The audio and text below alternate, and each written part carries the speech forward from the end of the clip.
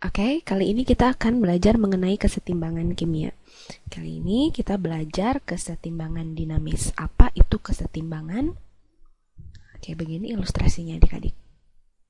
Nah, coba kalian bayangkan ketika besi berkarat. Sangat sulit bukan untuk mengubah kembali karat tersebut menjadi besi. Meskipun dapat dilakukan, namun digunakan jalan reaksi yang berbeda dengan proses perkaratannya. Nah, reaksi seperti ini dikatakan reaksi yang berlangsung satu arah atau irreversible. Sedangkan reaksi-reaksi kimia pada umumnya kan berlangsung satu arah ya, tetapi ada juga reaksi yang dapat berlangsung dua arah atau dapat balik. Nah, reaksi ini, hasil reaksinya dapat berubah kembali menjadi zat-zat semula. Reaksi semacam ini disebut dengan reaksi reversible.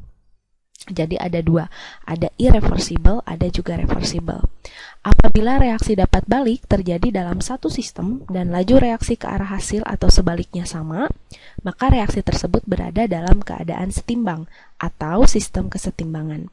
Dalam sistem kesetimbangan dinamis, reaksi yang menuju hasil reaksi dan reaksi yang menuju reaksi berlangsung secara bersamaan dengan laju yang sama, sehingga konsentrasi masing-masing zat dalam sistem kesetimbangan tidak berubah.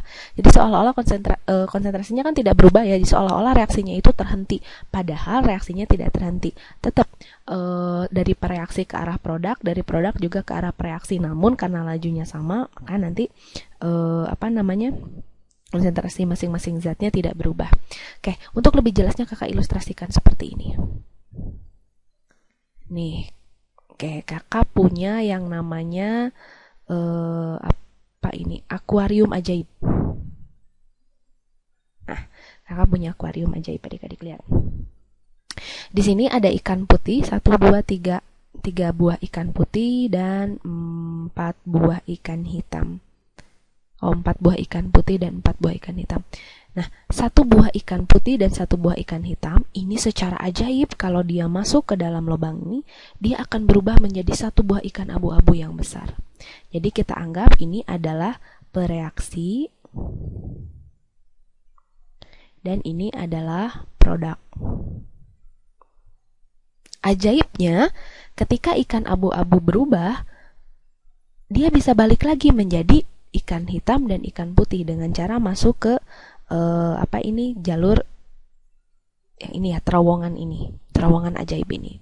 Jadi kalau terowongan ajaib yang di bawah itu si ikan putih dan 1 buah ikan putih dan 1 buah ikan hitam menjadi ikan abu-abu. Nanti dari ikan abu-abu berubah menjadi ikan hitam dan ikan putih. Jadi ini yang dikatakan reaksi yang reversible, reaksi yang dapat balik. Ini begini. Kalau kakak gambarkan kurvanya, mula-mula reaksi kan, ada sebelah sini misalkan ada pereaksi sekian mol, ikan putih sekian mol. Kemudian nanti kan ikan putihnya pasti berkurang tuh adik-adik karena berubah menjadi ikan abu-abu. Tuh, ini sisanya tinggal 2. Karena ini tadi ada 1, 2, 3, 4. 1, 2, 3, 4, 5 ya dengan yang ini. Kan nanti berubah menjadi ikan 4 buah ikan abu-abu ini berasal dari 4 buah ikan hitam dan 4 buah ikan putih. Jadi ini sisanya 2. Nah, di sini kan 1, 2, 3, 4 berubah ya.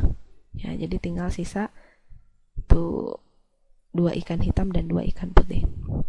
Nah, si ikan abu-abu ini nanti dia akan berubah menjadi 1 buahnya, dia akan berubah menjadi 1 buah ikan hitam dan 1 buah ikan putih. Kalau ikan hitam dan ikan putih ini memiliki kecepatan sama berubah menjadi ikan abu-abu dan ikan abu-abunya memiliki kecepatan yang sama berubah menjadi ikan putih dan ikan hitam, nah keadaan ini disebut dengan keadaan yang setimbang. Jadi seolah-olah si ikan abu-abu itu tetap ada 4, ikan putih dan hitam juga totalnya tetap ada 4. Padahal si ikan abu-abu ini berubah jadi ikan hitam dan ikan hitam putih ini berubah lagi jadi ikan abu-abu. Terus seperti itu perubahannya. Jadi nanti kalau di gambar grafiknya begini kan, ikan putih kan konsentrasinya turun tuh karena berubah jadi abu-abu. Pada suatu saat akan tetap, jadi dia nggak akan berubah lagi. Nah, kalau ikan abu-abu kan mula-mula tidak ada, naik suatu saat akan tetap. Nah, pada saat keadaan inilah ini disebut dengan keadaan setimbang. Jadi sudah seolah-olah si ikan abu-abu ini tidak berubah lagi menjadi ikan hitam dan ikan putih. Padahal mereka masih tetap berubah jadi ikan hitam dan putih. Dan ikan hitam putih ini tidak berubah, seolah-olah tidak berubah lagi jadi ikan abu-abu. Padahal mereka tetap masuk ke terowongan ini. Ya, ini terus masuk ke terowongan ini sih. Ikan putih dan abu-abu juga terus masuk ke terowongannya. Putih dan hitam terus masuk ke terowongannya menjadi ikan abu-abu. Namun karena kecepatannya sama, kecepatan renangnya sama, maka seolah-olah mereka tidak akan berubah. Oke, begitu ilustrasi mengenai kesetimbangan dinamis. Apa ciri-ciri kesetimbangan dinamis? Kita lihat di sini ciri-cirinya. Nah, pertama, reaksi berlangsung terus-menerus dengan arah yang berlawanan. Oke, terjadi pada ruang tertutup, suhu dan tekanannya tetap. Kemudian laju reaksi ke arah hasil reaksi dan ke arah pereaksi itu harus sama. Tidak terjadi perubahan makroskopis atau perubahan yang dapat diukur dan dilihat. Nggak kelihatan gitu perubahan makroskopisnya, tetapi perubahannya secara mikroskopis.